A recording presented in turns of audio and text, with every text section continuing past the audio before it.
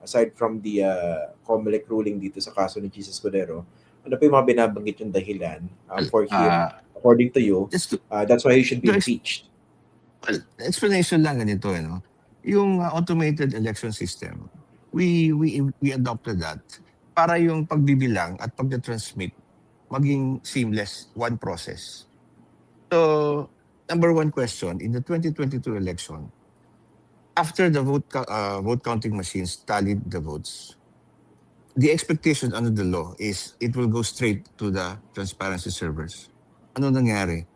They used an intermediary server, which is data center number 3. Bawal yun. They have no legal basis for that. And sila George, they never explained the legal basis for that. They never explained it. Ang nakalagay, kasi ang expectation, there will be as many IP addresses as many vote counting machines. But in this case, there was there were votes that was coming from one single IP address. That's 192.68.0.2. Ibig sabihin, nanggagaling lang sa intermediary server. That's one. The illegal use of the intermediary server. Second, in the 2025 election, the rule is, ang software na gagamitin mo, dapat yung software na nag-subject sa source code review. Ang maliwanag na ginamitan ng source code review ay yung version 3.4 system. However, anong ginamit nila? Version 3.5. Bakit yun? Of course, sinasabi nila, George, hindi, nireview naman yan eh. But the point is, dapat yan na source code review bago din deploy sa election. But ginamit nila after eh. So we don't know. Okay. Yung grounds sa binabanggit niyo, what particular impeachable offense do Betrayal of public trust. Betrayal of public trust. In violation of the automated election law. Maliwanag kasi yun eh.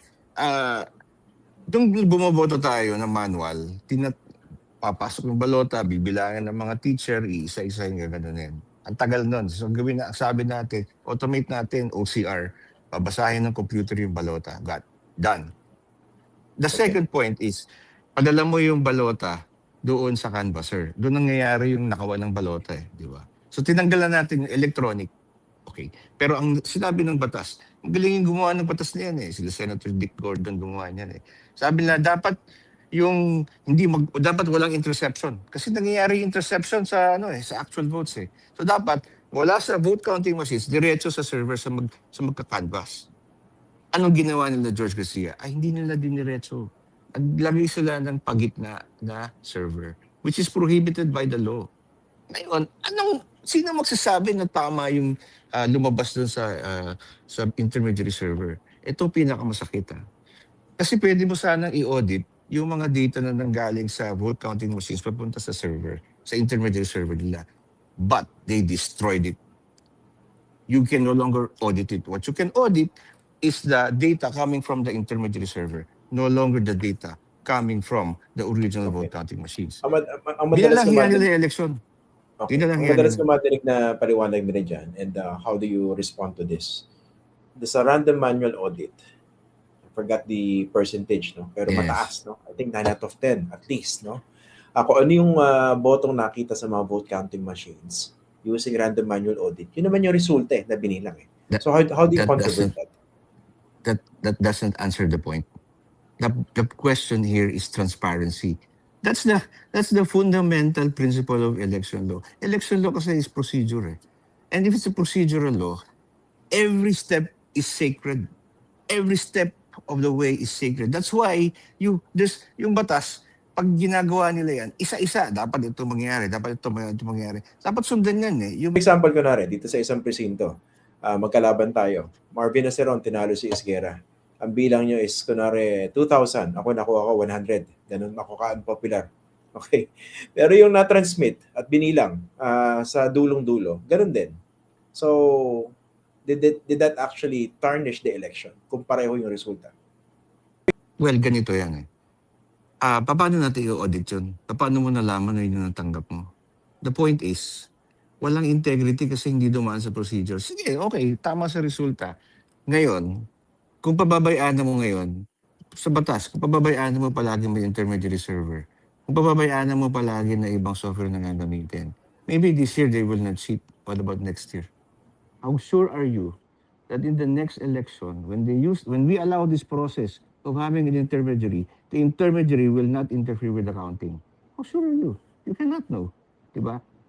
How sure are you na kapag gumamit sila ng ibang software, pareho rin ang lumalabas? You do not know in the future. If you allow this process to be wasted, if you relax this process, this mandatory process prescribed by the automated election system law, if you allow this door to open, who will know what will happen in the next election? And who will make COMELEC accountable? No one else. Kasi sila nakakaalam eh. No, I'm going to say no. I will make them accountable for not following the law. That's why we're filing this impeachment case against them. Okay. Ito sir, no? Last 2 minutes kasi meron pa tayong second episode. No? Ito yung huli kong tanong. Let's talk about the complications of your impeachment complaint against COMELEC Chair Garcia and the other commissioners. In reality, no, very political itong proseso ito. Alam na alam niyo po yan. Kung yung mga grounds na binabanggit nyo, kung ako yung congressman, ba't ka papatulan yan? For instance, issue nyo yung desisyon doon sa contractor na nagbigay ng donation. Ilan ba sa amin mga kongresista at ilan sa amin ng mga tumakbo noon na tatakbo pa muli ang tatanggap ng contribution mula sa mga kontratista. So kung kakatigan namin yung impeachment complaint nyo, wouldn't that be working against our own political interest? That's one. At yung number 2, yung binanggit ko kanina. Why would you go against a COMELEC? Kandidato ka. So how would you hurdle those complications? Well, I will tell them that 30 years from now, people will talk about how the COMELEC vandalized the election system. History will talk about how the COMELEC became the guardian of, how the COMELEC became the gatekeepers of corruption instead of being the guardians of the electoral system. 30 years from now, we will all be dead, especially me by that time. I hope I'm alive, but by that time, wala. And people will ask, lahat ba kayo nagpaloko sa COMELEC? Lahat kayo nauto ng COMELEC? And my answer will be, of course not. I filed this case. And I will ask this congressman, boss, I know you are now at the point when you're thinking about your legacy. Your signature here is your legacy. Never mind if you lose the election, but if people will remember you for having acted to the call of democracy, for having acted to the call of times, we will honor you and you will be honored by other people. You will be honored by history. Okay. Ito last na. No? Hindi nyo babalak ipasilip yung SALN itong mga